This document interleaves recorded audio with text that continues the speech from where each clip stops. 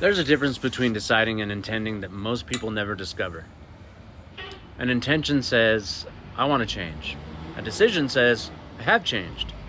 Now I'm just living it out. One keeps the door open, the other closes it. And the brain responds to each one completely differently.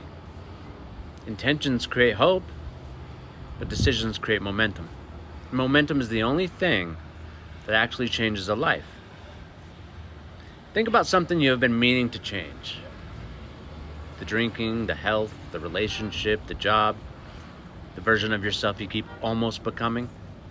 How long have you been intending to change it? Months? Years? That is not a commitment problem. That is not a willpower problem.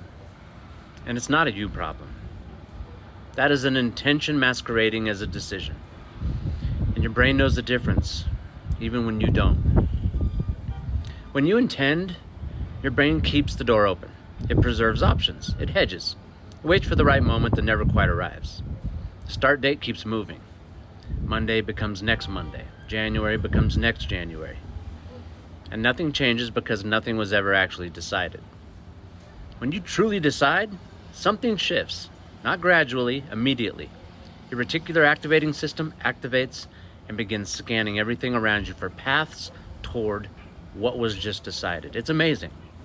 Norepinephrine releases. Your brain reorganizes around that commitment. The endless back and forth goes quiet. Not because the path is clear, it rarely is, but because the direction is. And direction is all you need to start moving. That quiet settling, that internal click, that moment when something stops being a question and becomes a fact. This is what a real decision feels like. And here's what makes captive drinking so cruel.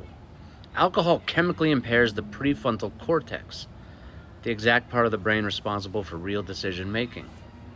So the captive drinker tries to decide to stop using the very tool that alcohol has been destroying. Reaching for a decision with a brain that has been chemically prevented from making one, it's not weakness. It's biological warfare. But the brain heals. And as it heals, the ability to make real decisions returns. Slowly at first, then clearly. Then with a force that surprises you. So the question is not whether you want to change. You do. You have always wanted to. The question is whether you are ready to stop intending and actually decide. Close the door. Feel the quiet settle. That is where your new life begins. I'm interested in your thoughts on this. Please comment below and follow for more insight.